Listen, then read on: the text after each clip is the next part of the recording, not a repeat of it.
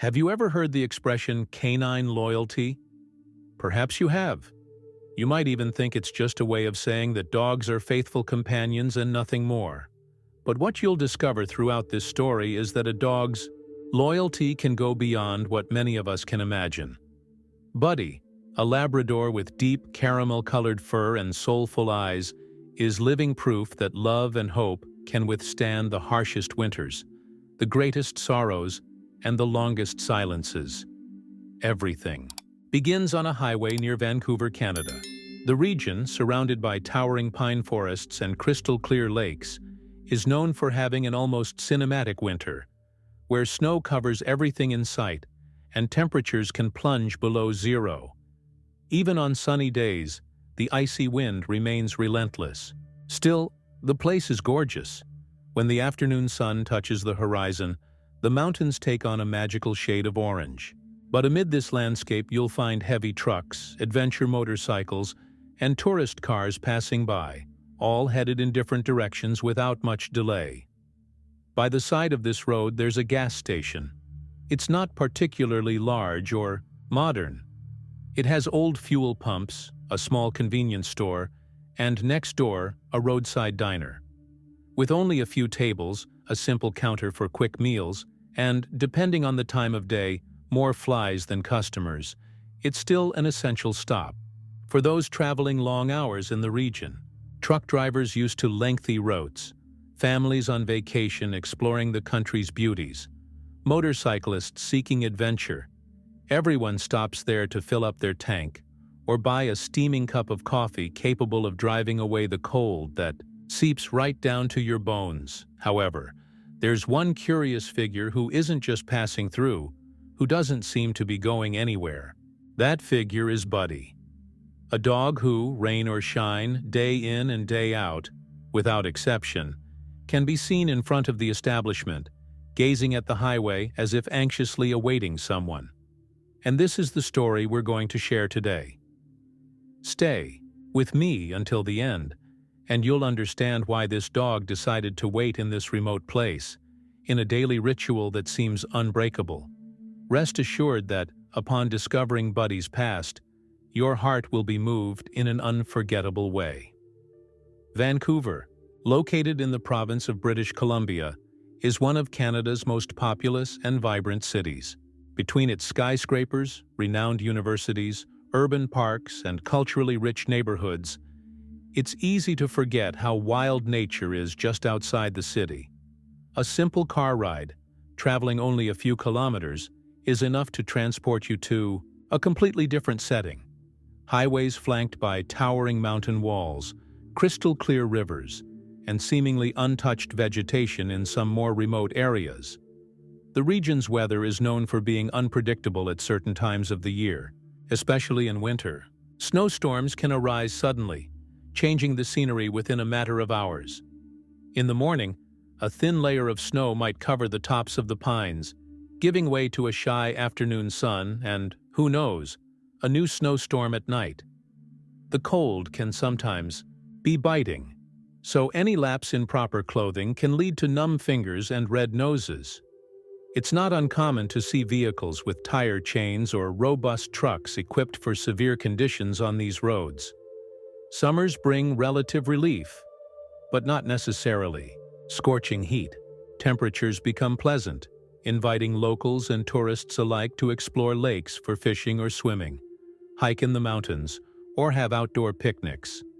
The forests turn so intensely green that it almost hurts your eyes, and local wildlife, bears, moose, foxes, among others, appears more frequently.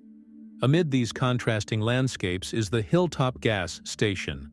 Despite its name, it isn't perched on a hill but rather in a flat stretch of road, with distant mountains forming a backdrop. The station has 4 somewhat old fuel pumps, with analog displays revealing decades of use. Next to them is a small convenience store selling drinks, snacks, cigarettes, and even maps. And of course there's Jenny's Diner, a roadside restaurant whose faded sign still bears the name of the original owner, rumored to have moved inland long ago. Inside Jenny's Diner, the setting is simple. There's a counter, where some travelers stop for coffee, pancakes, or a quick hamburger. 3 or 4 tables are scattered around. Near the cash register, there's a bulletin board with photos of missing people, garage sale ads, mechanic service offerings, and, occasionally, lost pet flyers. An old jukebox stands in a corner and rarely works. But when someone risks dropping in a coin, a high-pitched, distorted tune emerges, sometimes interrupted by crackling. In any case, people who stop here don't expect luxury. They just want to refuel their cars, stretch their legs, and, most of all, get a large, steaming cup of coffee to warm themselves up. Typically, it's not a place to linger, unless, for some reason, someone is caught off guard by a flat tire or a storm that forces them to stay longer. Yet, in this place of quick stops, there's a permanent resident. Buddy. He's not just any dog wandering around aimlessly. On the contrary, he seems to have a kind of daily goal, an internal mission, to watch the road. It doesn't matter if it's sunny, raining, snowing, or if the temperature is below 0.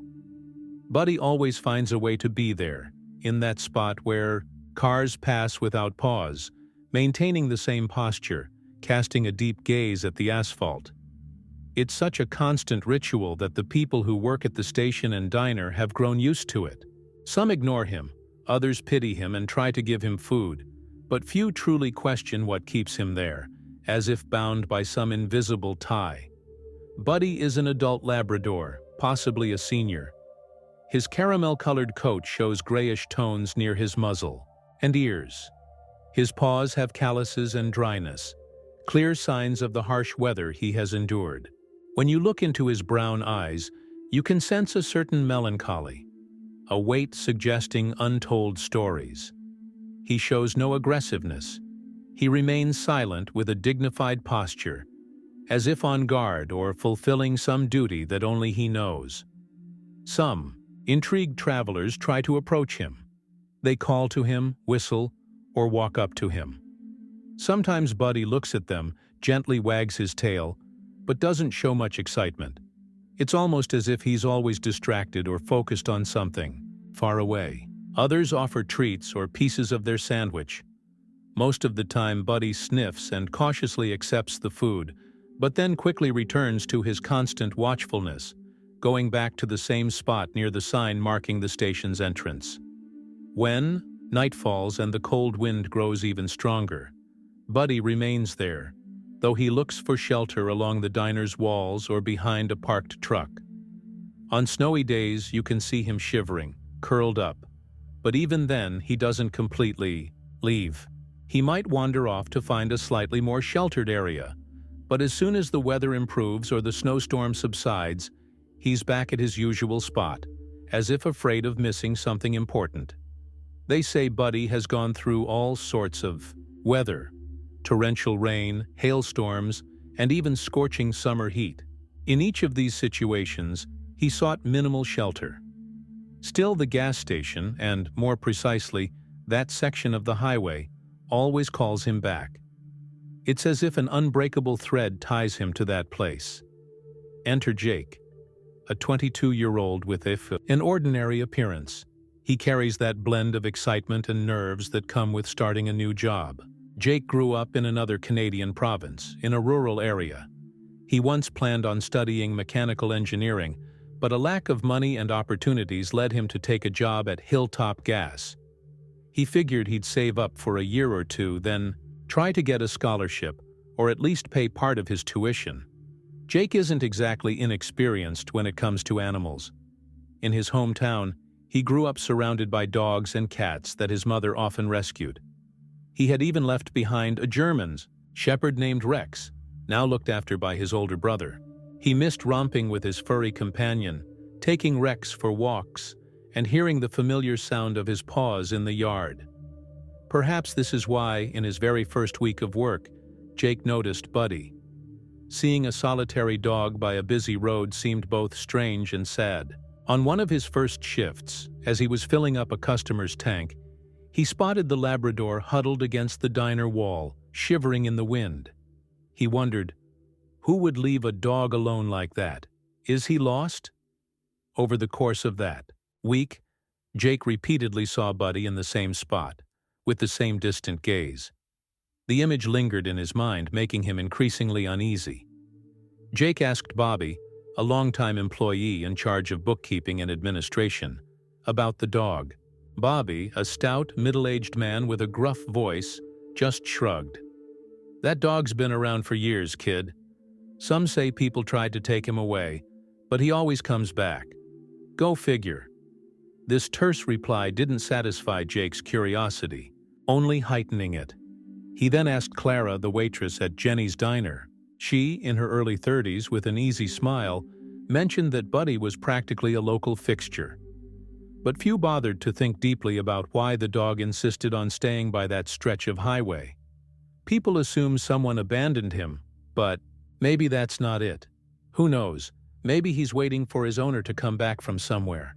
"It's sad, but we're used to seeing him here," Clara said, her eyes reflecting pity. Jake realized that although everyone had a superficial explanation for Buddy's presence, no one really wanted to delve into the mystery. He, on the other hand, was driven by empathy and curiosity. "There's no way this dog is here by chance. There must be a story behind all this," he thought. During his breaks, Jake watched Buddy more closely. He noticed that the dog rarely begged for food. If someone offered, Buddy would accept quietly, but never begged openly. Nor did he follow strangers hoping for attention or a ride. He truly had a fixed spot on the shoulder of the road, where he would sit and watch every passing car as though each was a chance, a reunion waiting to happen. In chatting with co-workers and even regular customers, Jake gathered bits and pieces of stories. One truck driver, who said he often drove the Vancouver-Calgary route, claimed he once took Buddy in his truck to a shelter. He stayed calm for a few hours, but the next day, there he was again, back in the same spot. "I almost didn't believe my eyes when I saw him sitting there," the man recalled. Another person said they knew a family that tried to adopt him. They took the dog home, bathed him, fed him quality dog food, but the moment they let their guard down, he escaped. He was gone for 3 days, and when they found him, he was back at the station. Such accounts created a sort of mystique around Buddy. He seemed resolute, as though carrying out an invisible promise. Many concluded that he'd been abandoned, and therefore kept returning to the place where he last saw his owner. But nobody could say for certain who that owner was. He had no collar, no microchip. They'd tried scanning once and found nothing, and no identifying tattoo. It was as if Buddy had simply appeared one day and never left. Curiously, Buddy didn't appear to be street-born, because despite looking grimy and tired, he still showed traits of having once been cared for. His coat, though roughened, was still smooth, and his features were those of a pure Labrador. Yet his eyes revealed a genuine sadness, as if haunted by a memory he couldn't let go of. Seeing all this, Jake felt a tingle of responsibility. He remembered how his family would always help lost animals on their small farm.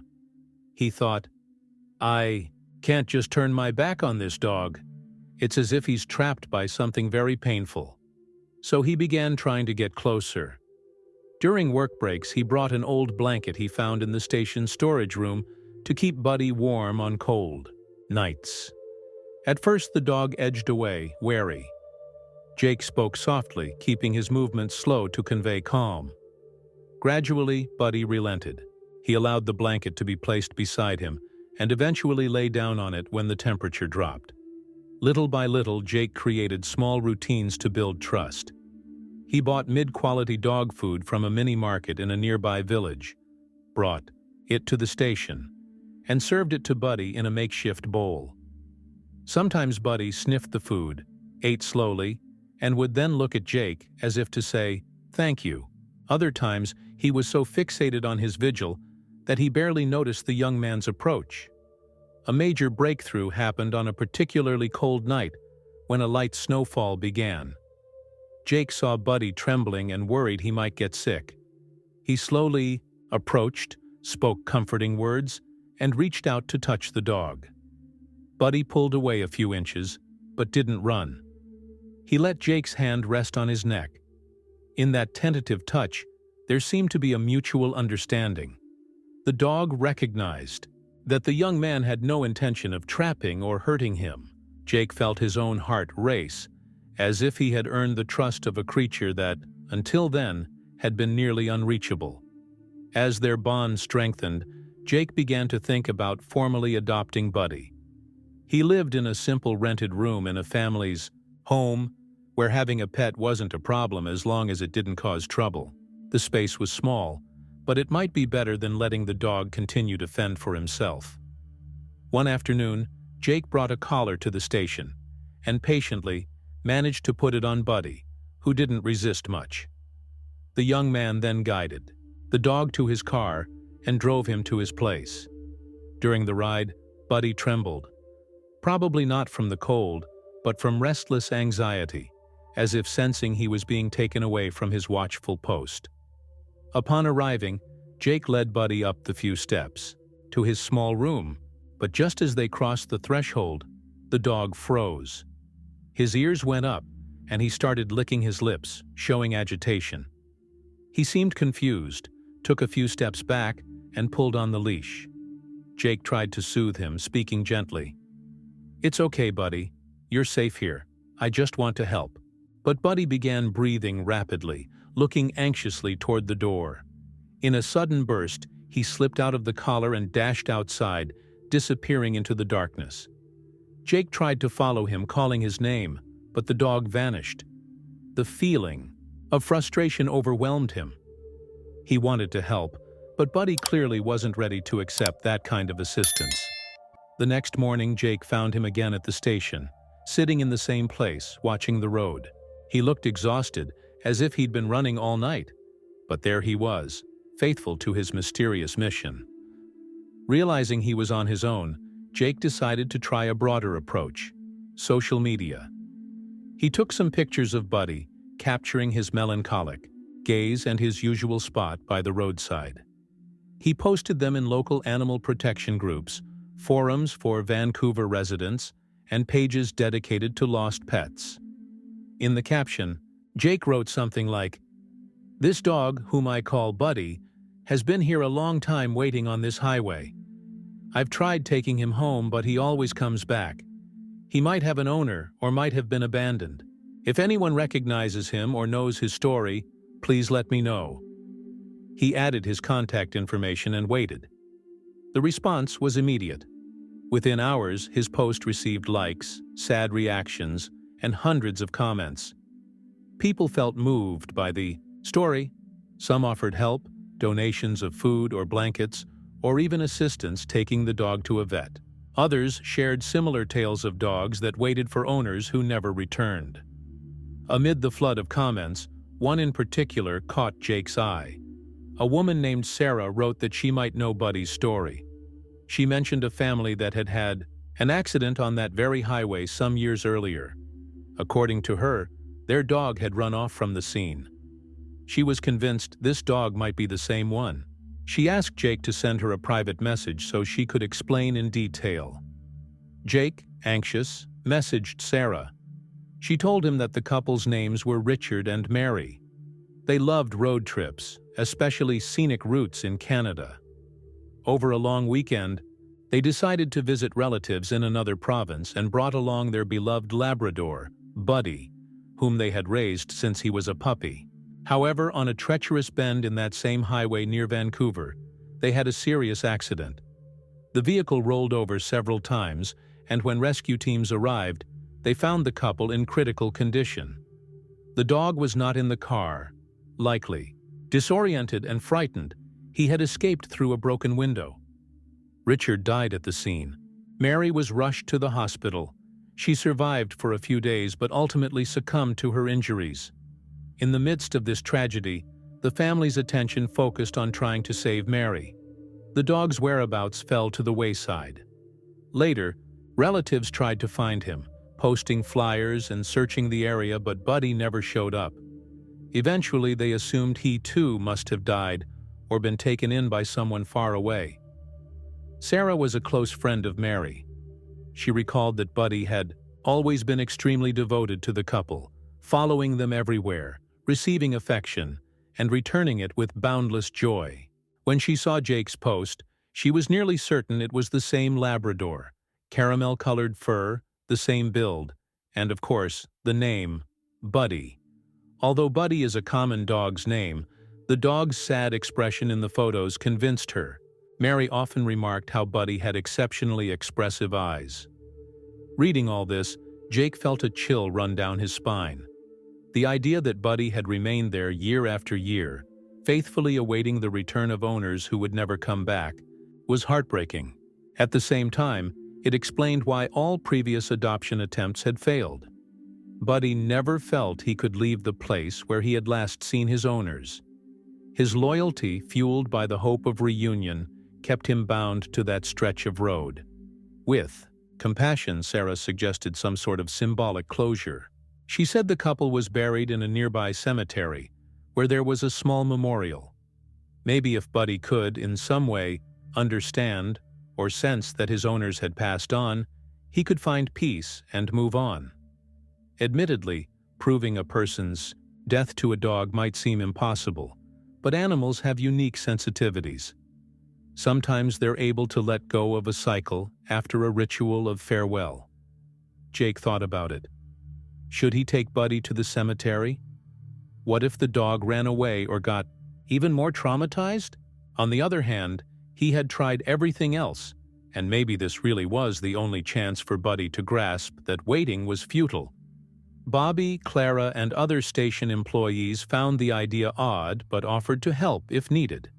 The following Sunday, Jake's day off, he and Sarah arranged to meet at the station. Jake arrived early and found Buddy in the same place as always. Armed with patience, he put the collar on the dog, speaking softly, "Hey, Buddy, today we're going for a ride. It's okay? I just want to show you something that might help." Buddy didn't resist. He seemed calmer than usual, perhaps sensing something was up. Sarah, who came in her own car, followed them to the cemetery. The ride took about 40 minutes, during which Buddy lay quietly in the back seat, muzzle resting, on his paws as if resigned. Jake, behind the wheel, tried to stay calm, but his mind buzzed with questions. Will this work? Am I doing the right thing? They arrived to find a chilly day, but with the sun peeking through the clouds. The wind rustled the surrounding trees, and only a few people were around. Enclosed by a low wall, the cemetery had several paths leading to graves, vaults, and headstones. A small gravel walkway guided visitors in. Sarah waited by a relatively new headstone engraved with Richard and Mary's names. Jake, still holding Buddy's leash, approached slowly. Sensing the environment, Buddy became alert, ears perked, sniffing the ground. Near the couple's grave, they found a granite plaque that read, "Richard and Mary, may love transcend this world." A wilted bouquet of flowers lay there. The solemn silence of the place lent gravity to the moment. Buddy sat beside the plaque, sniffing it. Then he let out a low whimper, a sound between a whine and a soft bark, as if something within him were breaking. Jake knelt next to the dog, placing a comforting hand on his back. He felt Buddy's body trembling, as though overwhelmed by a flood of memories and emotions. Sarah stayed a respectful distance away, also emotional, because she remembered her dear friends who had passed. Seeing the dog still so devoted was a painful reminder of how unfair that accident had been. They remained there for a few minutes, silent. Eventually, Buddy lay down, resting his muzzle on the edge of the plaque, breathing heavily. For Jake, it was as if Buddy understood in his canine way that here lay the final resting place of his owners. There was no reason to wait by the highway anymore. They wouldn't be coming back. Perhaps this ritual was what the dog needed to close his cycle of sorrow. After some time, Buddy rose slowly, looking at Jake with a different expression. There was no longer that anxious urge to return to the highway. There was a new awareness in his gaze. Jake saw it as a plea for support, as if Buddy were saying, "I understand now. May I trust you?" Emotional, Jake removed the dog's leash, half afraid he might run off. But Buddy remained where he was, licking his paws and looking back at Jake. It was a simple moment, yet loaded with meaning. Sarah, visibly moved, approached and stroked Buddy's head, whispering, "Rest now, Buddy. They loved you so much and you loved them. Now you can move on." They returned to the car in a slow, almost solemn procession. Buddy got in with far less hesitation than before. He was calm, though the sorrow of his loss still weighed on him. But something had changed. A sense of freedom began to grow in his canine heart. On the drive back to Jake's place, Buddy sat up the entire time, watching the passing scenery through the window. He occasionally yawned or let out a sigh reminiscent of a human sigh of relief or exhaustion. Jake and Sarah exchanged few words because everything seemed to have been said or felt at the cemetery. When they arrived, Jake opened the door and beckoned Buddy to follow him. Unlike the first attempt, the dog didn't hesitate to cross the threshold. He entered Jake's room and sniffed around.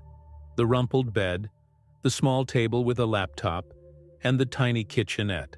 Finally, Buddy lay down on a blanket, resting his head on his paws. Jake felt an overwhelming urge to cry because this scene confirmed that the farewell ritual had worked. Buddy had finally accepted his new home. Sarah, who was there just for the day, bid them goodbye, promising to visit Buddy whenever possible. She also said she would let Richard and Mary's relatives know that the dog had been found and was now in safe hands. And so, each of them fulfilled a role. Sarah felt at peace for having helped close a painful chapter. Buddy felt at peace knowing that his owners hadn't abandoned him willingly, but rather lost their lives in a tragic turn of fate. And Jake, with a heart full of warmth, welcomed this faithful friend who had so desperately needed help. From then on, Buddy's life began to transform. Jake took on the responsibility of caring for him with all the resources he had. A gas station attendant's salary wasn't very high, but he did his best to buy decent dog food, take Buddy to the vet, bathe him, and above all, give him affection. Jake's once lonely routine now had new meaning. He missed Rex, his German shepherd back home, a bit less when he saw Buddy getting healthier every day. Buddy's health improved. With proper medical care, old wounds gradually healed, and his caramel-colored fur regained some of its sheen. You could still tell he was an older dog, but Buddy seemed more upbeat. Sometimes Jake would take him to nearby parks or to the edge of a not-so-distant lake. On these outings, Buddy showed curiosity, reminiscent of when he used to explore with Richard and Mary. He moved more slowly, sniffed the bushes and trees, and even wagged his tail more frequently. His first trip to the vet was somewhat stressful. Buddy hadn't been to a clinic since going missing, and the unfamiliar environment made him uneasy. But Jake stayed by his side, holding him and speaking softly. "Easy, Buddy. You'll be fine." The vet found nutritional deficiencies from his long time surviving on scraps and whatever else he could find. He also detected arthritis in Buddy's hind legs, common in older Labradors. He prescribed vitamins and anti-inflammatories to ease any pain. Only then did Jake realize Buddy wasn't just a stray dog. He was a senior who needed special care to ensure he aged comfortably.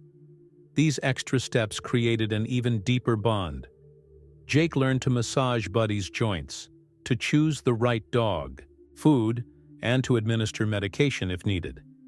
Meanwhile, Buddy grew to trust Jake so much that he allowed any handling. There was no hint of his earlier tension. Love flowed in every small act of care. Gradually, people around them noticed the changes. Bobby, known for being tough, was surprised to see Buddy leave the gas station for good and settle into Jake's place. "Looks like you did the impossible, kid," he'd say with a wry grin. Clara, touched, admitted, "I never thought I'd see Buddy leave the roadside." "You really found what he needed." Regular customers began asking, "Where's that caramel-colored Labrador who used to hang around here?" Bobby or Clara would proudly reply, "He has a home now. He's Jake's dog." Soon, Buddy's story became a local legend. People from neighboring towns who followed the local pet rescue page started stopping by the station to learn more. Many offered bags of dog food, toys, and blankets, wanting to help however they could. In this way, Buddy and Jake's friendship inspired a wave of kindness. People saw in that dog, who had waited so long, a living example of how love and loyalty know no bounds. Seeing someone finally reach out and offer him a new start gave hope that if one young man could make a difference, others could, too. With Buddy by his side, Jake rediscovered Vancouver's outskirts. On his days off, he'd hop in his car and drive aimlessly, just to discover local trails and viewpoints. Bringing Buddy along was part of the fun. He searched for quiet spots where the dog wouldn't be stressed. Sometimes they encountered panoramic mountain views, glassy lakes, and forests so dense they looked like movie sets. Buddy savored each minute. He rarely barked, but he wagged his tail occasionally, ears raised, taking in the sounds of nature. When he grew tired, he'd sit next to Jake, panting, waiting for a pat or a treat. Moments like these made Jake grateful he had decided to help. This dog deserved all this and more, he thought.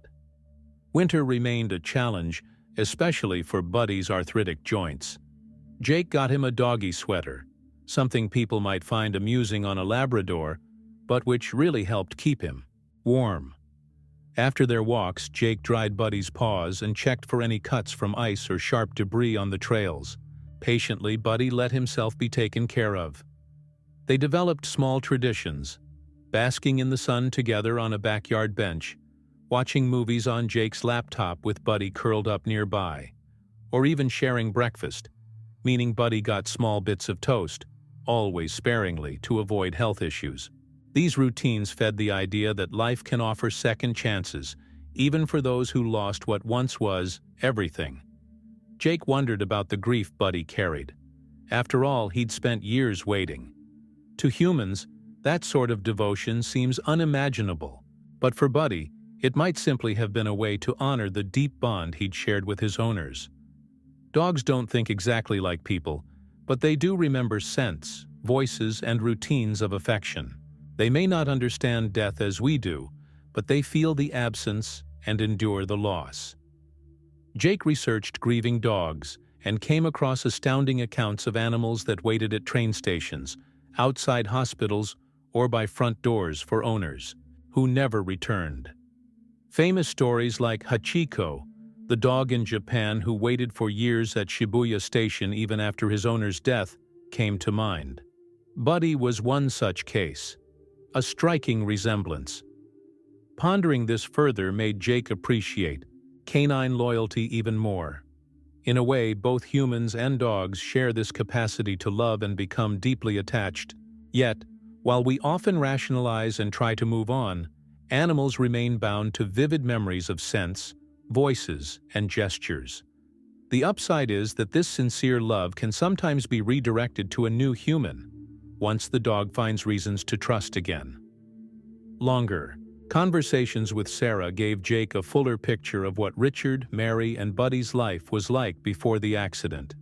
She described how the couple loved to travel. They had a van customized with a small corner for Buddy to look out the window while they drove. Sarah showed Jake photos of Buddy as a younger dog, with silky fur, running on beaches, climbing mountains, and joining them for cookouts at campgrounds. Richard and Mary didn't have children, so Buddy was essentially their family. Sarah remembered how, when they visited her home, Buddy would run around the yard and lie at her feet, seeking attention. Mary would often exclaim, "One day, we'll drive from coast to coast across Canada with him." Tragically, that dream was cut short. After seeing these images, Jake understood even more how devastated Buddy must have been by their loss. He imagined the dog waking up after the accident, bewildered, searching for Richard and Mary among the wreckage, hearing sirens and strange voices. Probably panicking, Buddy fled into the surrounding woods, unaware that those moments were the end of the life he knew. Somehow, his instincts then led him to the highway, where he waited for a reunion that would never come. Meanwhile, the community kept following Buddy's story. Many still remembered him as the gas station dog. When they heard he was now living with Jake, they asked if they could visit. Some came bearing gifts, a new collar, a soft rug, or a bag of treats. During holidays like Christmas, they'd drop off wrapped presents at Jake's door with notes reading, "For Buddy, with love." This wave of generosity helped Buddy and Jake alike. The young man saw that in this out-of-the-way region, people formed a quiet but steadfast support network. Even Bobby, once so gruff, began to play with Buddy whenever they met. Clara, who sometimes felt lonely, found comfort in spending time with Buddy, occasionally visiting Jake's room on her days off just to bring him a doggy treat or watch a movie with them. One of the more remarkable gestures came from a local rescue group. They organized an adoption fair and invited Jake and Buddy to serve as ambassadors for the event. The idea was to inspire people to adopt, showing how a once-abandoned dog could become a wonderful companion. Jake agreed, though Buddy wasn't too fond of big crowds. On the day of the fair, plenty of folks wanted to take pictures with the famous dog who waited. Buddy, as calm as ever, let them pet him and even licked some children's hands, sparking smiles and encouraging others to give a chance to homeless animals. While caring for Buddy, Jake wrestled with his own uncertainties. The gas station job was monotonous and sometimes exhausting. He worked shifts that started at dawn or stretched into late nights. He had little time to study but still dreamed of going to college. Meeting undergrads who stopped by the station left him a bit envious. Yet he was also mindful of his financial obligations, the need to pay rent and provide for Buddy, which now included medication for his joints and regular vet visits. One night, worn out, Jake lay on his bed and looked at Buddy, who was sleeping peacefully on his improvised dog bed. He felt a mix of anxiety and tenderness. Am I doing the right thing? Am I putting off my plans for college? These questions arose naturally, but every time he saw Buddy's grateful expression, he found the strength to keep going. There's a right time for everything, he told himself. He confided in Sarah, admitting he loved Buddy, but feared that if he got accepted to a university in another city, the dog might struggle with another upheaval. Sarah reassured him. Life happens in stages. When it's time for you to study, you'll find a way. Maybe you can rent a pet-friendly place, or I could look after him if you really need help. Right now, you're giving Buddy a good life. Those words comforted Jake. He realized that in moments of doubt, Buddy's presence reminded him that sometimes the most meaningful things happen in mysterious timing, but are no less wonderful. His life, once empty and focused only on saving money, now had a deeper purpose. Seasons changed. The brutal winter yielded to spring. The snow melted, revealing fields of wildflowers and opening up hiking trails. Buddy seemed to sense the shift. Walks became more pleasant and safer for his paws, which were now less likely to slip on ice. He trotted a bit more, still mindful of his age, and wagged his tail, clearly content. Jake was overjoyed to see such a difference in Buddy, who once seemed too sad to wag his tail at all. With spring came new visitors to the station. Road trippers, motorcyclists enjoying mild weather, families heading to nearby campgrounds. Jake tended to them courteously, though now with a certain sparkle in his eyes. He felt more confident and secure, as he had a small but cherished family waiting for him at home, himself and Buddy. On his days off, Sarah sometimes joined them, and together they'd take Buddy to see interesting places in the region. During one outing, they came across a wide field of wildflowers, where Buddy strolled around, calmly sniffing everything. Jake and Sarah sat on the grass, chatting about life and remembering Mary and Richard. Though there was sadness, there was also beauty in seeing how life marches forward, reviving hope along the way. One afternoon, Sarah found an old photo album of Mary and Richard. It showed Buddy as a puppy, in silly poses. There was a series of photos of him tearing a pillow apart, feathers flying everywhere. another where he was in a kiddie pool, splashing around. In nearly all the pictures, the couple appeared, beaming, with joy, especially Mary, who seemed thrilled at each of Buddy's antics. Sarah wondered if she should show the album to Jake. Would it be too emotional? She decided to do so. The following weekend, she arrived at his place with the album. Jake smiled as he flipped through the pages, but also felt a lump in his throat. It's amazing to think this same dog went through all that and is now lying on my rug, he said. Buddy sniffed the album, appearing to recognize some familiar scent. He wagged his tail slightly and licked Sarah's hand, almost as if thanking her. This moment reinforced that Buddy's past was very much alive in his mind, but that he was also open to living fully in the present with Jake. At the gas station, Buddy's presence became more occasional, as he no longer needed to stand there day and night. Even so, when Jake worked a daytime shift, he'd sometimes bring Buddy along for a few hours. The dog stayed on a long leash in a safe area, away from the busiest part of the lot.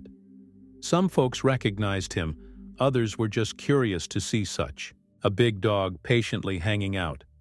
One thing was clear: Buddy no longer stared longingly at the highway. He seemed more laid back, more interested in sniffing around and watching people come and go. This transformation did not go unnoticed. Bobby joked, "Who would have thought that dog, who wouldn't let anyone move him from here, now only comes around when he feels like it?" But he spoke with a hint of admiration, knowing how far Buddy had come. One day, a truck driver used to the route asked Jake, "How did you do it? I never thought he'd leave that roadside." Jake shrugged and smiled. "I think he just needed a goodbye. Needed to close a chapter and know there was someone else willing to care for him." In this new phase, Sarah came up with the idea of updating Richard and Mary's memorial in the cemetery. The flowers placed there kept wilting, so she wanted something permanent. Together with the couple's relatives, she planned to install a small wooden bench and an additional plaque honoring the couple's memory and Buddy's loyalty. When it was finished, Sarah invited Jake to a small ceremony for the memorial's unveiling. He brought Buddy, who again sniffed around the gravesite, then calmly sat beside the new bench as if understanding what was happening. The plaque read, "In memory of Richard and Mary, may your love and that of your loyal dog, Buddy, continue to inspire faith and compassion." It was a simple yet moving gesture. Some of the couple's relatives were there, along with friends, and even a few people from the gas station who'd heard about the event. Everyone looked warmly at Buddy, who seemed to understand that this place no longer chained him to the past, but instead served as a point of respect and tribute. He lay there for a few minutes, then got up to interact with Jake and the others, showing that his emotional wounds were healing, bit by bit. Not everything was perfect. One rainy night, Buddy grew restless. He paced around the small room, whimpering. Jake couldn't figure out why. He tried soothing him, offering water and petting him, but Buddy remained distressed, as if anxious. In a moment of inattention, Buddy slipped out the door into the heavy rain. Jake raced after him, calling his name. He guessed Buddy might be having a flashback or panic episode. The downpour made visibility terrible. Finally, Jake found him near the gas station, drenched and panting, staring at the highway illuminated by passing headlights. In that storm, Jake hugged Buddy, feeling the dog's soaked fur and rapid breathing. "You don't have to wait here anymore, Buddy. I'm here. Let's go home," he said, voice choked with emotion. Gradually, Buddy calmed down, accepting the embrace. It was as if he'd had an emotional relapse, an urge to return to the place where he'd spent so many years. Maybe the storm, the thunder, or some familiar scent reminded him of his lonely vigil. Even so, feeling Jake's warmth, he let go of his old obsession. They returned home together, and Jake dried him off and kept him warm until morning. The episode reminded Jake that even with a solid bond, old traumas can resurface. Healing isn't a straight path, it has ups and downs. Jake realized he needed to secure his room better to prevent Buddy from escaping during another crisis. He also considered consulting an animal behaviorist for advice on coping with acute stress. A week after the rainy night incident, Jake contacted a Vancouver-based canine behaviorist named Dr. Emily Rhodes. She was known for working with traumatized dogs using positive reinforcement methods. Jake explained Buddy's entire history, and Dr. Emily was eager to help. On the scheduled day, Jake took Buddy to her modest clinic. The place had an outdoor play area with agility equipment and even a mini doggy pool. Buddy was initially shy but soon began sniffing around. Dr. Emily watched his movements, how he walked, held his ears, and made eye contact. After her preliminary assessment, she explained that Buddy clearly showed signs of anxiety and post-traumatic stress linked to the accident and his long period of waiting. She noted that dogs, like humans, can have triggers that cause intense reactions, especially if a stimulus, like thunder, lightning, or sirens, reminds them of the traumatic event. Her treatment plan involved desensitization exercises, positive reinforcement, and creating safe environments where Buddy would feel protected. Dr. Emily also suggested a natural supplement to ease Buddy's anxiety and recommended a consistent routine with set times for meals, walks, and play. Dogs love routine because it gives them a sense of control, she said. Though Jake had some experience with animals, he had never dealt with a case this complex. He was willing to learn. He implemented Dr. Emily's recommendations. Scheduled walks, a quiet corner with a proper dog bed, mentally stimulating puzzle toys. He also arranged with his landlord to install a dog door to prevent Buddy from accidentally getting locked out or in. Buddy responded well to these changes. His anxiety episodes became less frequent, and he slept more soundly instead of wandering around the room or whining to go out at odd hours. On walks, he showed curiosity rather than fear, sometimes even interacting with other dogs. Dr. Emily monitored his progress, pleased to see Buddy and Jake's bond strengthening day by day. The improvements also shone through in Jake himself.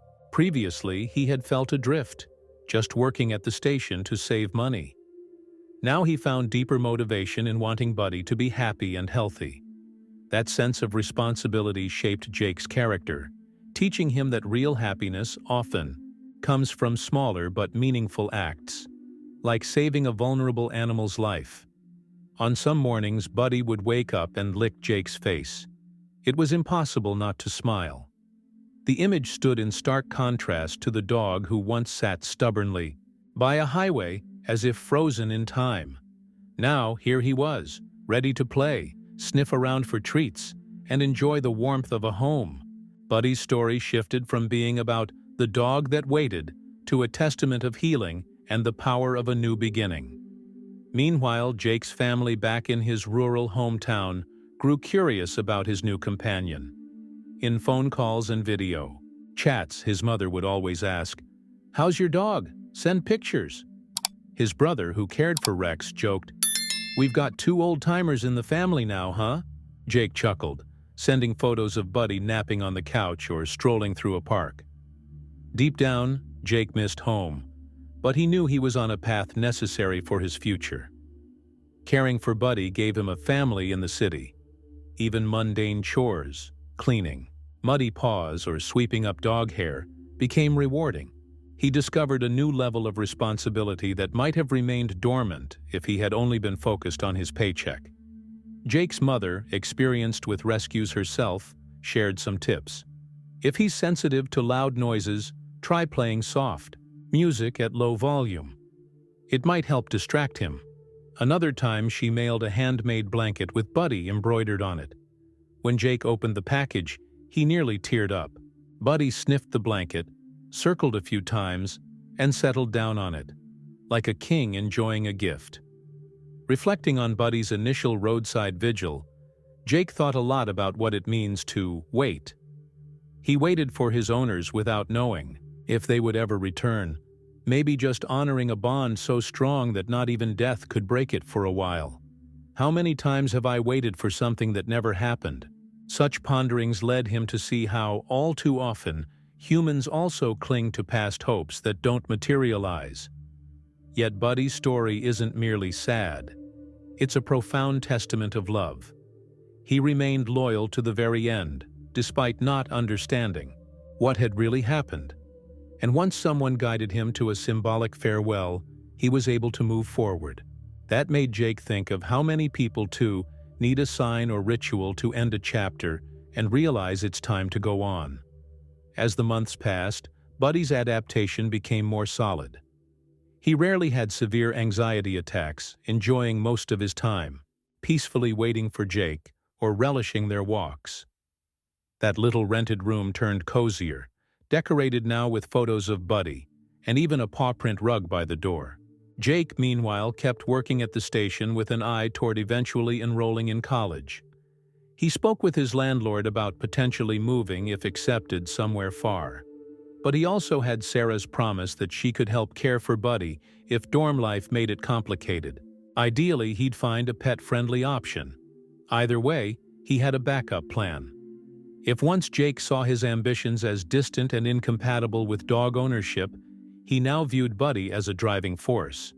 If I can handle working, caring for a traumatized, older dog and study on top of that, I can face any challenge, he told himself. He shared his worries with Buddy in a half-joking way, as if the dog could understand human speech. "We'll do this together, Buddy. You've already waited so long. Now the future is waiting for us." Buddy, resting his head on his paws, simply gazed back, as though in agreement. A while later, Sarah arranged a casual get-together with some of Mary and Richard's relatives, who lived in another province but were visiting Vancouver. They'd heard that Buddy was found but hadn't met him yet. They chose a park in the city center on a sunny spring day for a picnic lunch. Though Buddy tended to be shy in new settings, he behaved nicely, sitting politely or gently wagging his tail. Mary's aunt and uncle, both older, couldn't hold back tears when they recognized him. "My goodness, it's really Buddy. Look how gray you've gotten," said the uncle, petting him. The aunt wiped tears, remembering her niece, but was relieved to see the dog cared for and safe. They shared anecdotes of Buddy's puppyhood, how he once loved chewing on slippers. Jake laughed, noting that he was much calmer now, though his eyes still sparkled with life. That meeting reaffirmed Jake's decision to care for Buddy, carrying on some of the love the couple once gave him. Buddy's story not only motivated other adoptions at local events, it also became a moral tale for how compassion can thrive in a remote area. Some people suggested putting a plaque at the gas station commemorating Buddy's tale. Jake felt that might turn the dog into a tourist attraction. Buddy isn't a spectacle. He's just a dog who went through something huge. So they decided against any monuments, but word of his story kept spreading. His name was soon associated with campaigns about spaying, neutering, responsible pet ownership, and anti-abandonment. Posters in pet stores read, "Don't abandon the one who would never abandon you. Remember Buddy." This message of empathy resonated even if Buddy and Jake themselves weren't aware of how influential their story had become. Committed to ensuring Buddy's comfort in his golden years, Jake made small changes around the room. He put down non-slip rugs to help Buddy's traction, bought a ramp so the dog could climb onto the bed or into the car without straining, and set up a water fountain for fresh drinking water. He chose a cozy spot for Buddy's bed, away from drafts but close enough so he wouldn't feel isolated. All these details helped Buddy rest better. Visits to Dr. Emily grew less frequent because the dog consistently showed progress. She recommended continuing light exercises and watching for any signs of pain. "He's happy and secure, that's evident," Dr. Emily observed at one of their final checkups. Time marched on. Jake reached his one-year anniversary at the gas station, having learned a great deal about relationships, hard work, and the value of every small victory. Buddy celebrated a year of new life after so many lonely ones. Who would have imagined that the dog who refused to leave that roadside would wind up as a cherished roommate? Buddy's transformation offered hope to others reluctant to adopt traumatized animals. "Look at him now. He's practically a different dog," people exclaimed when shown before and after pictures. Indeed, the change was not just physical but emotional, as that mournful stare had softened into one of calm contentment. The sorrow of losing Richard and Mary hadn't vanished, but it now coexisted with the joy of new adventures. Over time, Buddy adapted to apartment living, even though Jake's home was just a small rented room. He accompanied Jake on walks, got regular baths, and discovered the fun of squeaky toys from the pet store. More importantly, Buddy had the chance to rewrite his story alongside someone else who was also carving out a new chapter in life. From that frigid winter day to the moment Buddy finally crossed Jake's threshold without turning back, this journey shows just how boundless a dog's loyalty can be. It also shows that sometimes humans need only a bit of courage to reach out, to extend a hand or a blanket to a suffering animal. And aside from bringing relief to this creature who wants only to love and be loved, you discover your own life becomes richer and more meaningful. Never underestimate the power of a kind gesture. Never underestimate the power of a bond that transcends words. Often, real love is shown through quiet presence, shared glances, and gentle licks on your hand. Like Buddy, countless other dogs and cats are out there, waiting for something that may never come, waiting for a sign that they can trust again, that they deserve a second chance. So, if you enjoyed this story, please share this video with your friends, family, and on your social networks. Show the world that loyalty and hope can survive the fiercest storms as long as someone believes in the impossible. Leave a comment below about what moved you most in Buddy's story.